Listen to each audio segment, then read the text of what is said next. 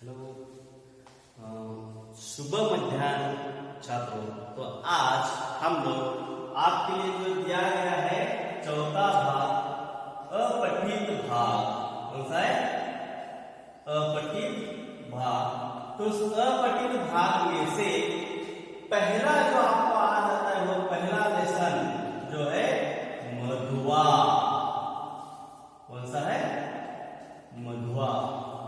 इस मधुआ पाठ के क्या इस मधुआ अपठित गद्यांश के लेखक है जयशंकर प्रसाद। कौन है? जयशंकर प्रसाद। तो जयशंकर प्रसाद के बारे में थोड़ा सा संक्षिप्त परिचय अब हम लोग देखेंगे कि जयशंकर प्रसाद जी के जीवन के बारे में, तो जयशंकर प्रसाद जी की कृतियों के बारे में या उनके अन्य रचनाओं के बारे में। तो सबसे पहले आते हैं लेखक परिचय। युग प्रवर्तक। युग प्रवर्तक जिस तरीके से छायावाद, प्रगतिवाद, प्रयोगवाद के जिस तरीके से बदलते गए प्रेमचंद युग जिसे कहा जाता है, तो जयशंकर जी को भी युग प्रवर्तक साहित्यकार जयशंकर प्रसाद जी का जन्म 1889 में सुंघनी साहू नामक गांव में हो गया। तो सो क्या काशी के प्रतिष्ठित परिवार में हो जाता है। अब यहाँ उनका जन्म जो है एक प्रतिष्ठित साहित्यकार, जैसे वहां पर एक प्रतिष्ठित घर का वहां पर था, जहां उनका सब कुछ जो जीवन बालपन में जो उनके जीवन था, जब वहां पर जब बड़े हो गए उनका जीवन पूरी तरीके से बदल गया। 12 वर्ष की आयु में आपके पिता की मृत्यु के उपरांत बड़े भाई ने घर पर ही पढ़ने की व्यवस्था कर दी गई थी।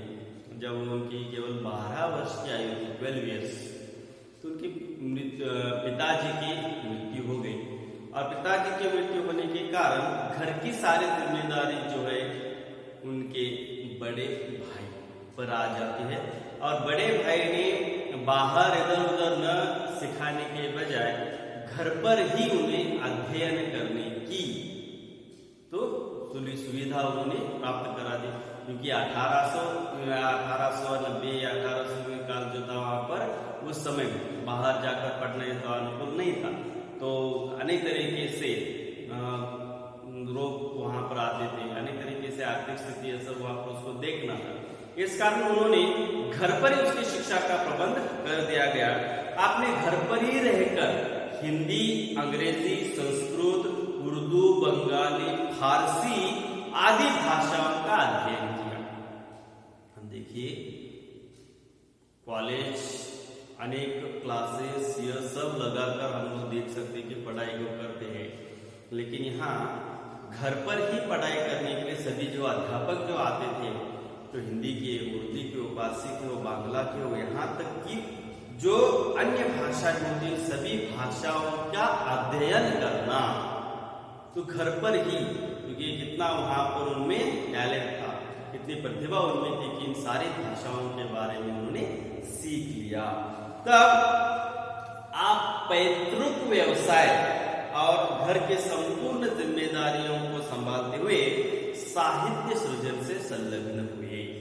तो यहाँ पर उनके जो पैतृक व्यवसाय ने बिजनेस यानी जो उनके दादा परदादा जी ने वहां पर बिजनेस जो चलाया करते थे, वही बिजनेस को वह आगे लेकर गए। और आगे लेकर जाने के पश्चात जब उन्होंने देखा कि उनके पैतृक व्यवसाय के साथ साथ ही उनकी रुचि जो है साहित्य की ओर बढ़ गई, लिटरेचर की ओर बढ़ गई, और वह साहित्य से जुड़ गए। अपने बिजनेस भी उन्होंने संभाला और साहित्य की अपनी जो रुचि है, रुचि में भी अपने सारे कार्यों को वहां पर वो करते देखने के लिए मिल गए। तो यहाँ आप बहुमुखी प्रतिभा के धनी थे, बहुमुखी प्रतिभा। तो रावण के कितने मुख थे? 10 मुख थे। हमारे कितने हैं? 1 है। तो हम 1 मुखी हो गए, रावण 10 मुखी हो गया, तो उसे तो बहुमुखी कहा जाता है, एक और बहु। तो बहुमुखी प्रतिभा के संपन्न वहां पर व्यक्ति होने के का मतलब बहुमुखी यानी क्या? आमतौर पर कहा जाता है कि आज देखने के लिए उदाहरण तौर पर बताया जाए तो सचिन तेंदुलकर लीजिए, तो उन्होंने क्रिकेट में ही अपना संपूर्ण जीवन बिताया, तो वह एक मुखी हो गए। इस दुनिया में बहुत सारे ऐसे व्यक्ति होते हैं कि थोड़ा थोड़ा करके हर खेल क्षेत्र वहां पर हिस्सा सहभागी आपको लेते देखने के लिए मिल जाते, तो बहुमुखी होते।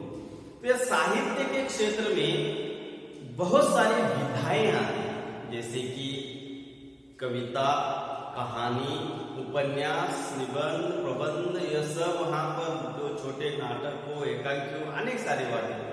तो उन सभी विधाओं में, नाटक के विधाओं में, एकांकी के विधाओं में, कहानी, कथा संग्रह, उपन्यास, इन सब में जयशंकर प्रसाद जी ने उन्होंने अपने साहित्य को दिया गया, साहित्य में लिखा गया था, उन साहित्य को अपना कुछ योगदान दिया गया था।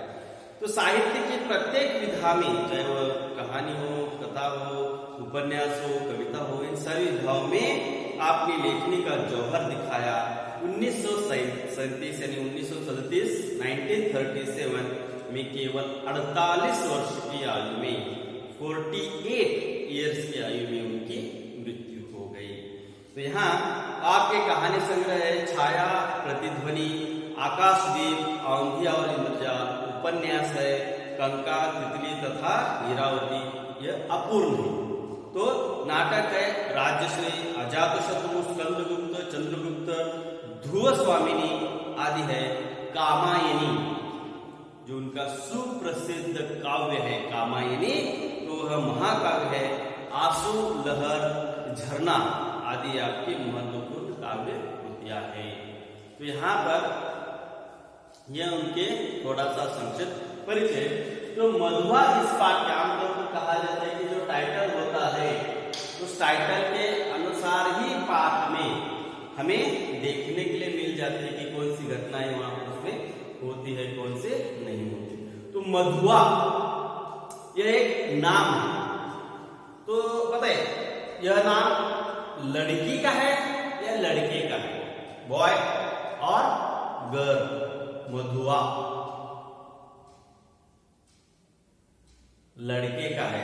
तो मधुआ नामक एक बालक जो है एक व्यक्ति का पूरा जीवन ही बदल देता है। तो जिस तरीके से वो अपने जीवन को बिता रहा था, आराम ऐशोआराम से, ऐशोआराम तो नहीं लेकिन जैसे तैसे वहां पर वो जीवन बिता रहा था, उसका जीवन पूरी तरीके से वह मधुआ नामक बाल एक छोटा सा लड़का, कम से कम 7-8-10 साल का है, तो वह लड़का जो है उसका जीवन पूरी तरीके से बदल देता है। और कैसे बदलता है, उसके जीवन में कैसे परिवर्तन आ जाता है, इसी के बारे में इस पाठ में बताया गया है। तो इस पहले देखेंगे कि इसमें पात्र कौन कौन से हैं। तो इसमें मुख्य रूप से पात्र तीन है। सबसे पहले बालक है, दूसरा जो वहां पर है शराबी है, और तीसरे जो है वहां पर आ जाते हैं वह साहब, इस तरह के वहां पर आते देखने मिल जाते हैं। तो वहां पर जब कहानी की शुरुआत हो जाती है तो उसे सरकार जो आज वहां पर बताया जाएगा। तो कहानी की शुरुआत में तो कहते हैं आज 7 दिन हो गए हैं, कहे पीने को कहे क्या छुआ तक नहीं, आज 7वां दिन है। यानी 7 दिन से पहले, यानी 7 दिन हो गए आज के लिए, और तब तक वहां पर पीने को कहे उसे छुआ तक नहीं। अब शराबी अगर यह बात कह रहा है तो वो किसके बारे में कह रहा होगा? तीर्थ जल के बारे में तो नहीं कह रहा होगा, कोल्ड ड्रिंक्स के बारे में तो नहीं कह रहा होगा, दूध के बारे में तो नहीं कह रहा होगा। तो पीने के लिए उसको क्या चाहिए? शराबी को पीने के लिए शराब चाहिए। कौन सी मत पूछिए, तो वह शराब, उसे पीने के लिए। तो वह शराब जो वहां पर कहता है कि 7 दिन हो गए मैंने उसे छुआ तक नहीं, तो उसे वहां पर मैंने देखा तक नहीं, आज 7वां दिन है। तुम झूठ कहते हो, अभी भी तुम्हारे कपड़ों से महक आ रही है। सरदार कहते हैं जो सरदार हमारा तीसरा कैरेक्टर यहाँ पर है, वह सरदार कहते हैं कि तुम्हारे कपड़ों से महक आ रही है, महक सुगंध आ रही है। तो शराब बहुत ही सुगंधित होती है। तो यहाँ पर उस कपड़े की सुगंध जो वहां पर यानी कपड़ों से जो शराब की बदबू या जिसे वहां पर सुगंध वहां पर कहा जाए, जिसे वहां पर स्मेल आ जाए, तो उसे तुम्हारे कपड़ों से आ रही है, ऐसे वहां पर सरदार कहते हैं। वह तो अब शराबी कहता है वह तो कई दिन हो गए। तो उसकी एक छोटी सी झोपड़ी थी, तो झोपड़ी में वह देख रहा होता है कि कहीं ना कहीं कुछ तो मिल जाए। शराबी लोग हमें देखने के लिए मिल जाते हैं, तो कुछ न कुछ तो चीजों को ढूंढते ही रहते। तो वह देखता है कि कहीं ना कहीं कुछ मिल जाए, इसलिए जो इधर उधर ढूंढ रहा था तब एक खाली बोतल मिल गई और वह उसमें थोड़ा सा जो बचा हुआ था वह क्या हो गया, शरीर पर गिर गया, इससे कपड़ों पर वह लग गया। तो मैंने उसमें कुछ पिया भी नहीं, कुछ वहां पर मिला भी नहीं, कपड़े पर गिर जाने से नशा भी न आया। और आपको कहने का क्या कहूं, आज 7 दिन हो गए, सच मानिए 7 दिन, ठीक 7 दिन से एक बूंद भी नहीं पी है। अब वह कहते हैं ठाकुर सरदार सिंह। तो ठाकुर सरदार सिंह जो है वह लखनऊ में उनका लड़का जो है पढ़ाई करने के लिए आ गया था। वह भी 10-15 साल का लड़का है, वो पढ़ाई करने के लिए पाठशाला में वहां पर आ गया था। और लखनऊ में पढ़ने के कारण तो वह भी कभी कभी लखनऊ में आया करते थे, ठाकुर सरदार सिंह। और ठाकुर सरदार सिंह जब लखनऊ में आया करते थे तब उनको कहानी सुनने का बहुत ही चस्का, इंटरेस्ट था कहानी सुनना। तो इस बात से जब लखनऊ पूरे शहर में अगर उन्होंने ढूंढा तो कहानी उनको सुनाने के लिए कौन मिल गया, शराबी मिल गया। और वह शराबी सुबह, कभी कभी सुबह को आ जाता, कभी कभी दोपहर को आ जाता, कभी कभी रात को आ जाता, कभी शाम को आ जाता। तो आज वह सुबह के समय कहानी सुनाने के लिए ठाकुर सरदार सिंह के घर पर आ गया और वह बहुत ही लच्छेदार, बहुत ही अच्छी मजेदार कहानी वह सुनाता था। तो ठाकुर ने हंसते हुए कहा, तो आज पियोगे ना, पियोगे? तो वह कहता है आज झूठ कैसे करूं, आज तो जितना चाहे उतना वहां पर मिलेगा सब पीऊंगा। 7 दिन चने चबाने से बिताए हैं, इसलिए सिर्फ चने चबाकर वहां पर मैंने बिताए, इसलिए बिताए। तो आज जितना आप दोगे उतना पीऊंगा और लुढ़क नहीं जाऊंगा वहां पर। तो देख कहते हैं, अब सरदार सिंह वहां पर कहते हैं कि अद्भुत, आश्चर्य उनको लगता है, 7 दिन पेट काट कर, तो 7 दिन से पेट काट कर, जो खाना भी नहीं मिला, पीने के लिए नहीं मिला, तो पेट काट कर आज अच्छा भोजन न करने की बजाय तुम्हें किसकी सूझी है, पीने की सूझी है। तो ठाकुर सरदार सिंह उसी वहां पर कह रहे, बता रहे कि तुम्हें वहां पर 7 दिन में तुम्हें पेट काट कर, पेट को काट कर नहीं वहां पर, तो खाना न खाना, 3 वक्त का खाने में सिर्फ 1 वक्त का खाना, उसे पेट काटना वहां पर कहते हैं। तो 7 दिन से तुम्हें खाना भी ठीक तरीके से नहीं मिला है, तो शराब तो वहां पर दूर की बात रह गई। तो इतने दिनों में तुम आए हो घर पर, तो कुछ खाने के बारे में सोचो, कुछ खाने के लिए वहां पर मांग लो। लेकिन तुम खाने की बजाय क्या चाहते हो, शराब चाह रहे हो, धिक्कार है तुम पर, जिसे वहां पर वह कहते हैं। तो कहते हैं सरकार, मौज बहार की घड़ी, मौज बहार की घड़ी एक लंबे दुखपूर्ण जीवन से अच्छी है, उसके खुमारे में कट रखे दिन काट लिए जा सकते हैं। तो यहाँ आमतौर पर हमें कहने देखने के लिए मिल जाते हैं। तो मौज बहार की जिंदगी में जो हम लोग जीवन में हमें बिताते हैं, या हम लोग अपने जीवन में ऐसी घटनाएं हमारे जीवन में घटते हैं जिसके कारण हमें बहुत बहुत बहुत खुशी मिलती है। उन खुशी में हम लोग कम से कम 7-8 महीने उसी खुशी में हम लोग बिता सकते हैं। क्योंकि हमें ऐसा है कि जब भी हमें दुख होता है, जब भी हमें वहां पर हमारा मूड ऑफ होता है, आज के जमाने में अगर कह दिया जाए मूड ऑफ होना, तो उस मूड ऑफ के समय बहुत सारे ऐसे लोग व्यक्ति होते हैं कि अपने जीवन को उसी में ही घुल मिलाकर वहां पर रख देते हैं, लोग उसी में ही रह जाते। लेकिन ऐसा न करने की बजाय हमें यह सोचना चाहिए कि जब भी हमें दुख आ जाए, जब भी हमारा वहां पर मन न करे, तो हमें उन बातों को याद करना चाहिए जो हमारे जीवन को सुखकर बनाकर गई हैं, बहुत ही खुशहाली देकर गए हैं। उन चीजों को, उन बातों को, उन घटनाओं को याद करना चाहिए और उस घटना को याद करके हम लोग लंबे अरसे तक वहां पर अपना जीवन बिता सकते थे। तो वह कहते हैं मौज बहार की एक घड़ी, तो जो एक घड़ी, एक पल भी ऐसा अगर हमारे जीवन में बहुत ही मौज मस्ती से चला गया है, तो एक लंबे दुखपूर्ण जीवन से अच्छी है। तो यहाँ शराबी के जीवन में शराब उसके लिए बहुत ही महत्वपूर्ण मायने रखता है।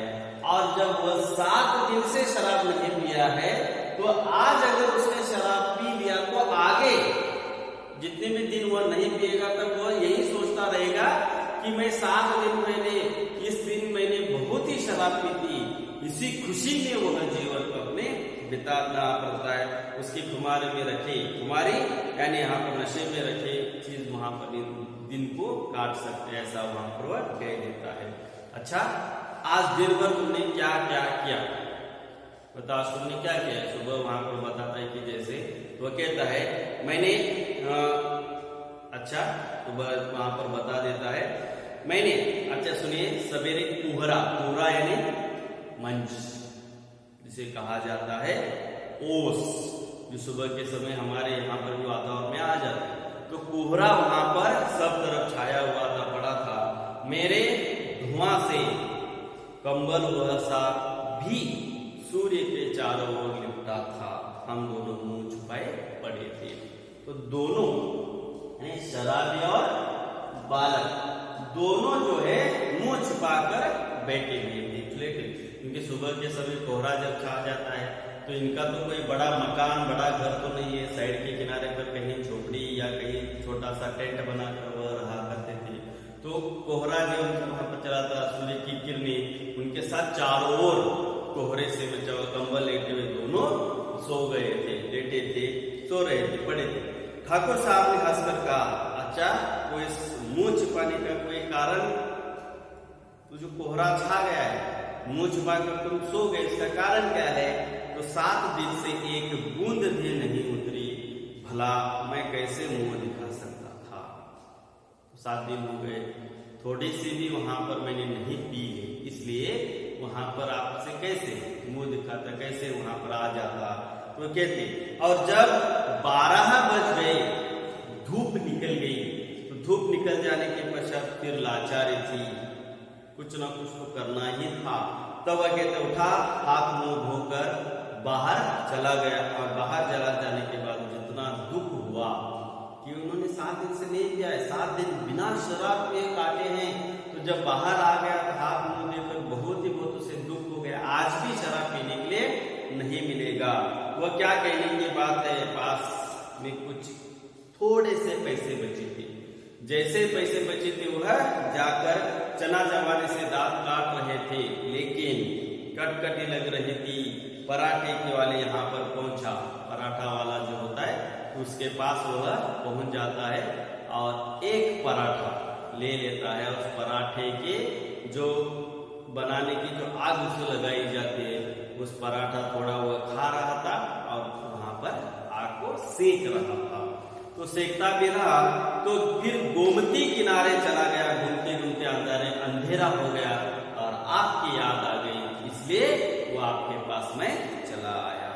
अब गोमती, तो यहाँ पर गोमती यानी लखनऊ शहर है, उस लखनऊ शहर के जो बीच में से जाने वाली मुख्य नदी है गोमती, यह नदी का नाम है, तो इसे नदी कहा जाता है। तो गोमती किनारे जाकर वो घूमे, शाम हो गई। अब शाम होने के पश्चात तो उन्हें ठाकुर सरदार सिंह की याद आ गई शराबी को। आज जैसे ही ठाकुर सरदार सिंह को याद आ जाती है, वह उनके पास चला जाता है और चले जाने के पश्चात वह अब उनके घर पर आया हुआ है। तब यहाँ पर आ जाता है और आ जाने के बाद वह कौन सी और किस तरीके से कहानियों को सुनाता है, यह हम लोग आगे देखेंगे। क्या वहां पर उसे शराब पीने के लिए मिल जाता है या शराबी वैसा ही वहां पर घर लौट जाता है, यह हम नेक्स्ट वीडियो में देखेंगे। तब तक के लिए इजाजत दीजिए, धन्यवाद।